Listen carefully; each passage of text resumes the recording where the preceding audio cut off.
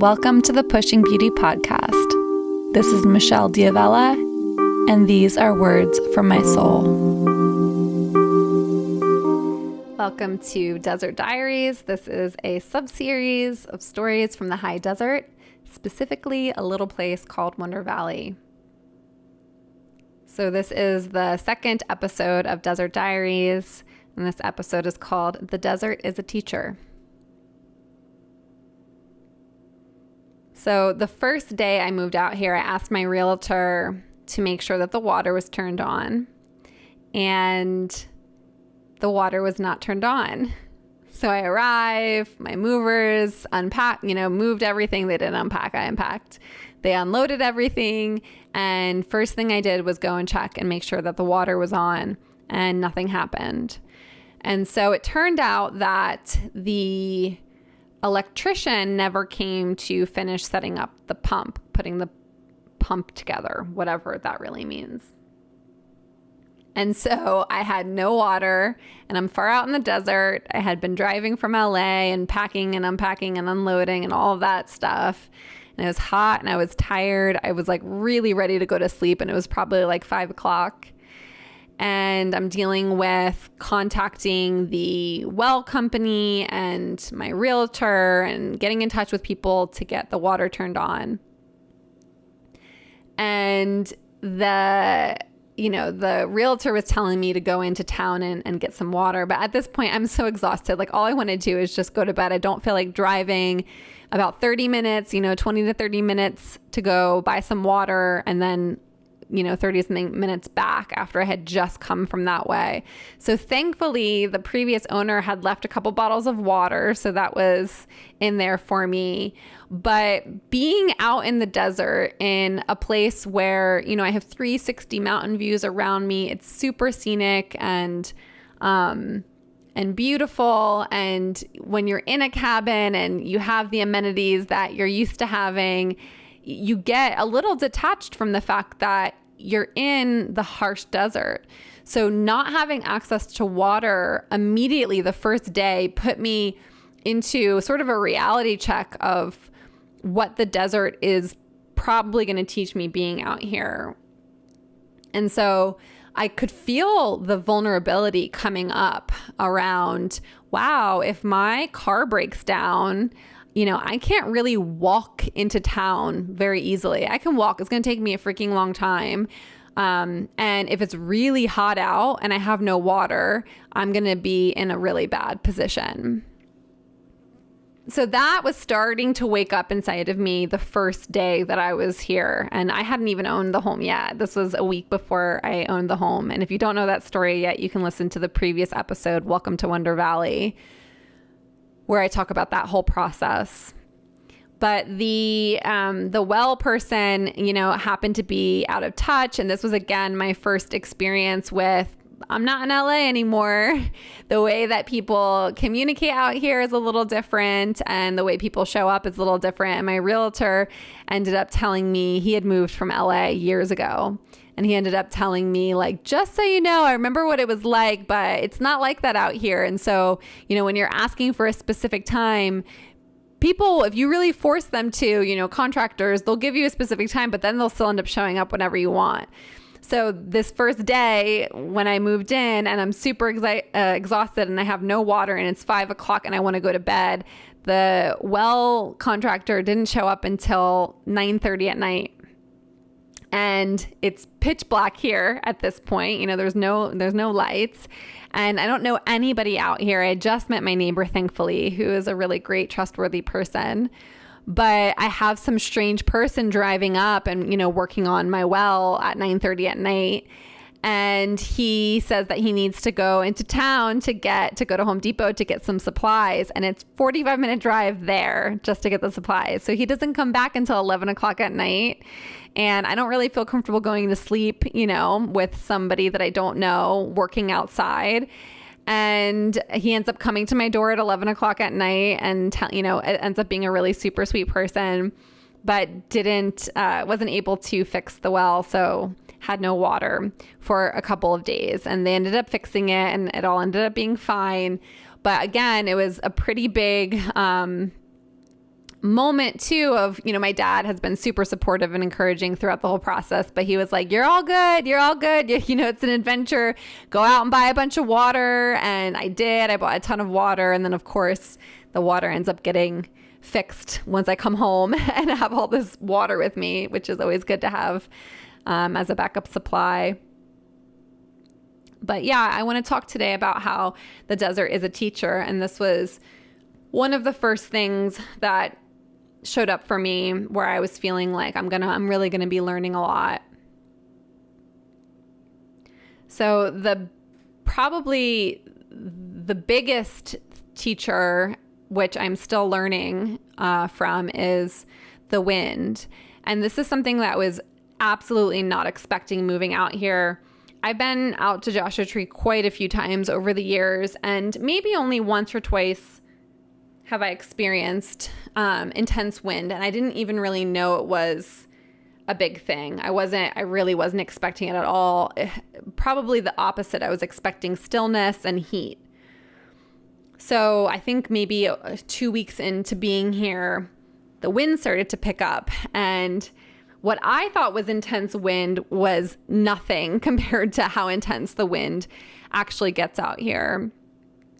And so, it almost feels like an intense hurricane sans the rain. Like it just feels, the wind was whipping so hard against the house actually would kind of shake, like jolt, almost like a little mini earthquake, kind of this wind just kind of whipping up and pushing against the house. So that was jarring. But it was fine. I was like, okay, I can handle this. It's just some wind. That's not that big of a deal. But as the wind intensified and I would go on my, my phone's weather app, it would say wind. Like that's what the weather would say. It would just say wind, which I don't think I've ever seen before. And it was not joking.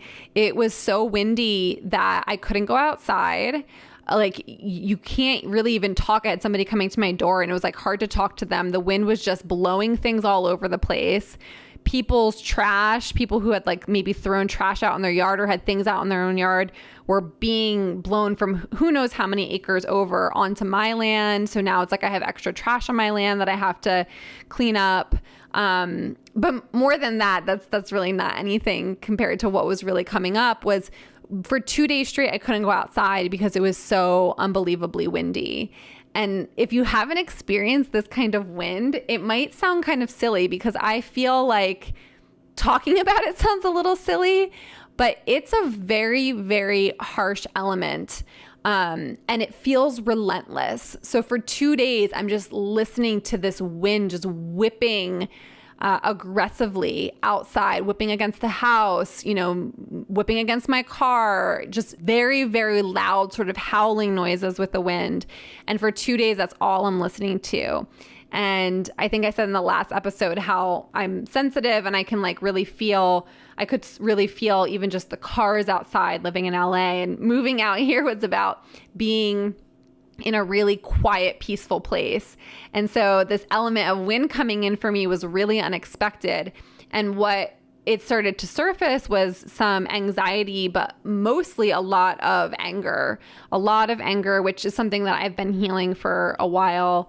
I think a lot of us have a lot of repressed anger because it's an emotion that's really not accepted in our culture and we don't really know what to do with it. So we push it away. And so the wind has been pulling up some anger in me that I've been using as an opportunity to heal, but it has been something that's been really unexpected. So it's something that I'm working with and paying attention to. And as I learn more about myself through it and more about that element in particular, I'll probably share some more about it down the line. But then I decided to go on a hike in the park, and I just had been so busy working on the land and just getting settled and doing things that I wasn't really exploring and hiking as much as I really love to. And so I decided, okay, great, I'm gonna do every single hike in the park. I don't even know how many there are, but it's gonna be really fun.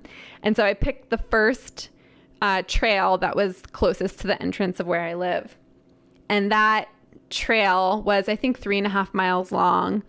And I went in the morning. It wasn't like super early or anything, but I went out and I went on a hike, and I'm, basically getting to this area where it's sort of off the beaten path. Like there's no real path anymore. And I get all the way to the top and I'm really far. And I didn't tell anybody I was going out there, which is something that I'll probably talk about in another episode, but just something that's coming up through this and through some other experiences is just safety in nature and letting people know where you're going, because it's real. It's no joke. Shit happens to people and people die out here. And that's something that I'll probably share a little bit of as well.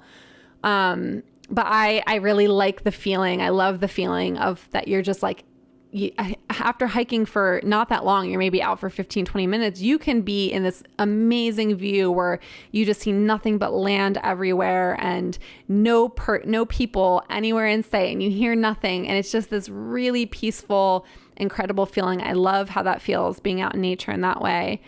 And so I didn't tell anybody where I was going. I had no cell phone service. There was nobody else on the hiking trail. And I get pretty much all the way to the top, and it's this area where there's just a lot of rocks. It's not flat at all. It's just uphill and all of these big rocks all over the place. And I'm about to get to the top, and I go around this turn, and I'm climbing up this rock, and suddenly I hear and this huge rattlesnake is up in front of me. And I had a feeling as I was hiking that day that I was going to see a rattlesnake, and I was being really cautious and paying attention to where I was stepping. I had heard stories of people just like accidentally stepping on rattlesnakes. And this rattlesnake was letting me know, she was like, I'm here. You're not coming near me. She was very, very large. Her head was up and tongue was out, and she kept rattling. I turned around and ran pretty quickly, but my adrenaline was up and I kept hearing her rattling. And so I kind of, went around and just stood for a couple of minutes, but wasn't even sure because she sort of blended in with the rocks. I wasn't even sure at that point, like where she was or if she'd moved or anything. So I ended up going back down, and it was really good reflection. There was I feel like some spiritual messages that kind of came through. I wasn't able to call anybody or talk to anybody about what had happened. And so I was just kind of feeling into it and reflecting on it myself. But a big thing that's been coming up was just like, it's really no joke out here, like you're in the elements. Obviously, if you're anywhere in nature, you're going to be coming against any type of creature that's out there, but being so far away by myself without cell phone signal, and not really being prepared for if something were to happen is not really smart. So, I think a week before that, I had been driving with my friend. My friend Liz had come to visit, and was like 7 months pregnant at the time when she was visiting.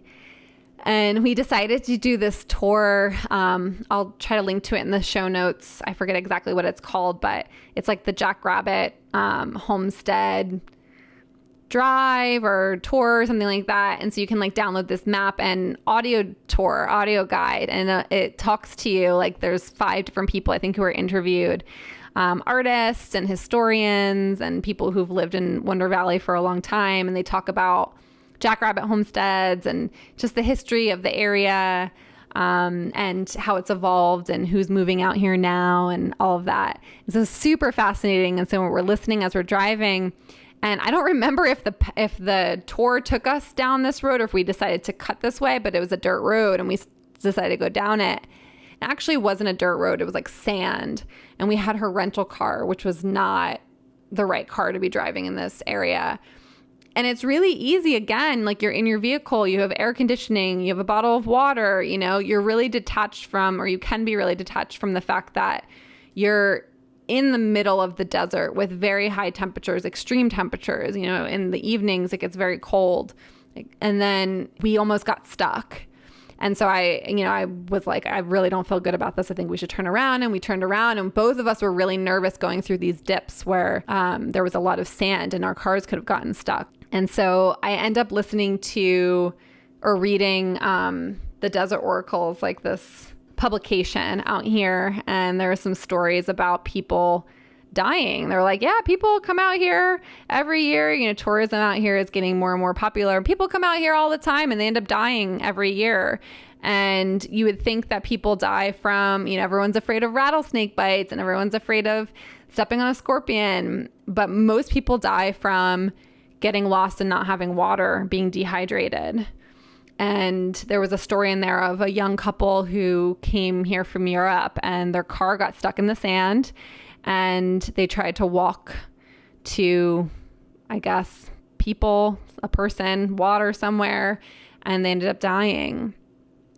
So all of these things have been happening for me over the past 2 months that have really helped me recognize the desert even more as a teacher and to really pay attention to what it is I'm here to learn, and to be really, really, really respectful of the desert and the elements, and to in honor of the desert and in an act of respect and self-love and self-care is to make sure I have plenty of water when I'm going on a hike, and a good hat that covers me, some layers. I'm going to actually look into probably getting like it's survival gear basically, because you never know what's going to happen. Another story that they mentioned in Desert Oracle was this man who came out here several years ago to celebrate some real estate sale he had made, and he got turned around and confused, and he was lost in the desert for 6 days